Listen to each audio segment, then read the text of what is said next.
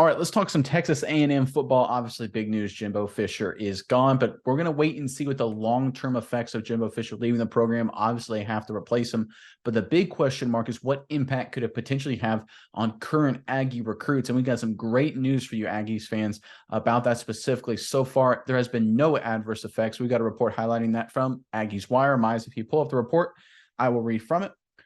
All right, on Sunday, November 12th, shockwaves were sent through the college football landscape after it was announced that Texas A&M head coach Jimbo Fisher had been relieved of his duties effective immediately.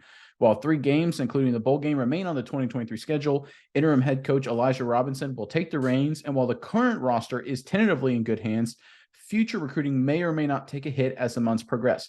However, concerning 2 of the Aggies' 2024 commits, including 5-star defensive tackle Dominic McKinley, who's an absolute beast, this kid looks incredible, and 4-star wide receiver Ernest Campbell, Fisher's dismissal has not impacted their decisions as things currently stand. Both these guys and other Aggie commits have come out on social media saying they're still 100% behind Texas A&M and remain committed to Texas A&M for their recruiting class. This is obviously good news, and this is obviously an indicator that moving off Jimbo Fisher is not the worst decision in the world. If they had fired Fisher and then literally the recruiting class completely fell apart, that would have been a worrying sign that they would have had to bring in not just a good X's and O's guy, not just a new face of the program, but also would have had to bring in someone who could immediately bring back the recruiting game to replace anyone who had left with Fisher. The fact that these recruits are remaining committed to A&M is a great sign for the long-term health of the program. Miles, I'm curious what your thoughts are on the situation with Texas A&M, but first, I want to ask you, Aggies fans, how do you feel about the firing of Jimbo Fisher? Is it something you've been waiting for a long time? Do you think it should have waited till the offseason? Give us your thoughts on the firing of Jimbo Fisher, and also give us your favorite to be the next head coach of Texas A&M in the comment section below. But Miles, what do you think about A&M and everything going on with that program right now? Yeah, Nick, I think it's an interesting situation, and I like that the players have still shown that their commitment to A&M is solid.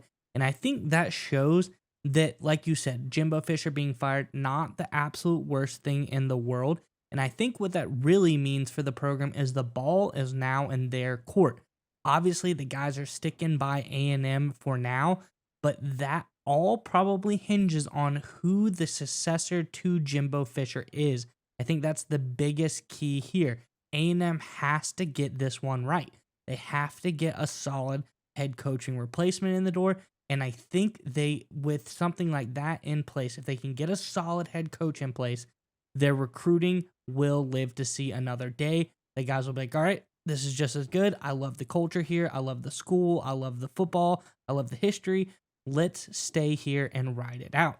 If they mess up the coaching hire, I think, like you said, the recruiting class will start to fall apart. Obviously, I don't think anyone would want to play for what they consider to be a bad head coach.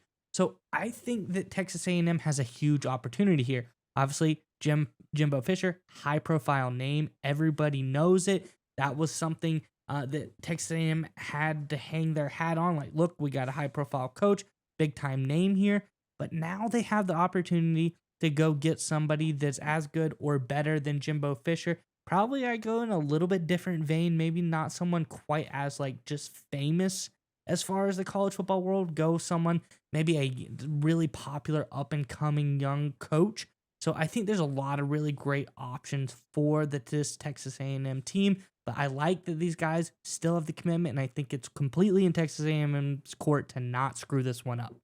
Yeah, I agree with you 100%. You bring up a great point. The fact that basically now all these recruits are waiting to make sure they don't bring in a guy who they're going to absolutely hate, which puts a lot of pressure on the athletic department and puts a lot of pressure on the boosters. Like you said, not mess this up. But I do agree with you. I think the route to go is follow the Georgia model, moving off of Mark Richt and bringing in Kirby Smart. Even though he's a defensive guy, we're in an offensive era of college football. Bringing a guy who can recruit, but who can also dominate one side of the ball and you can be successful. Jimbo Fisher's time as an offensive guru, so to speak, has clearly passed. He obviously could recruit at a high level, but to be honest, the fact that these recruits remain committed means that there's a lot of good things as A&M can offer as well outside of Jimbo Fisher. It looked to the Oregon Ducks. They brought in a Kirby Smart guy, Dan Lanning, again, a defensive guy, but also a good recruiter. Oregon is now one of the top programs in college football once again. I think A&M should follow a very similar route and bring in a quality young assistant, maybe a little underrated guy who you think could be a good recruiter, most likely, I think, from Alabama or the Georgia programs. Go from one of those programs, that really know how to recruit, that have really had to scratch and claw their way to get recruits and build themselves to be dynasties. I would love to target those programs, bring in a guy who knows one side of the ball really good and can completely farm out the other side of the ball, and then focus on recruiting and rebuilding this culture. Because I think that was the biggest problem with A&M. They did a good job bringing in talent, but I honestly felt like the entire environment wasn't set up for these players to be successful. For whatever reason, watching them play on Saturdays, they were competing hard. They were trying to execute. Was it the game plan? Was it the practice habits? Whatever it was, it just never seemed to click. They need to bring in a guy, I think, to reset the culture and give a good mindset to this program.